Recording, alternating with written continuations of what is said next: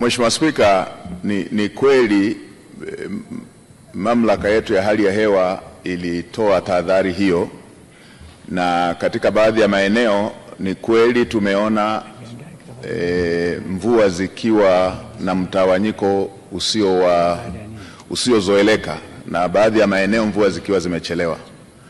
Mheshimiwa Spika, naomba nitumie bunge lako tukufu kuwatoa hofu wa Tanzania kwamba kwa sasa tuna chakula cha kutosha. Mahitaji ya chakula cha akiba kwa nchi ni takriban tani 1,500,000, na sasa nchi ina zaidi ya tani 400,000 za akiba. Kwa maana hiyo tuna 1,100,000 ambayo ni standard, na tuna zaidi ya 200,000 ambazo ni za ziada.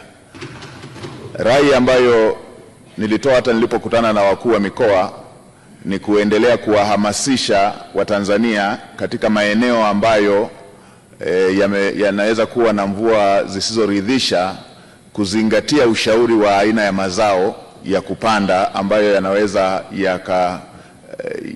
yakakamilika yakaiva kwa kuzingatia mvua hizo ambazo zimetabiriwa kwamba huenda zisiwe na mtawanyiko mzuri.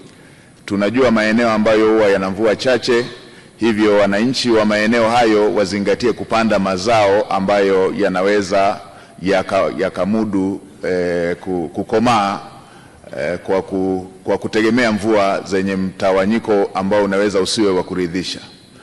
Hata hivyo, tumeelekeza pia wakuu wa mikoa watoe elimu kwa wananchi wetu kuendelea kuwa na matumizi mazuri ya chakula kilichopo na kile kitakachovunwa, kwa sababu kwa tahadhari hiyo tuliopewa, huenda kwenye siku za usoni ndiko tukaanza kupata matatizo ya upungufu wa chakula. Kadhalika tumetoa rai kwa wananchi kutunza chakula na kuwa na matumizi ya lazima tu, ili kuweza kujiandaa endapo katika baadhi ya maeneo ambayo kunaweza kukawa na tatizo zaidi la mtawanyo wa mvua, basi tuwe na akiba ya chakula.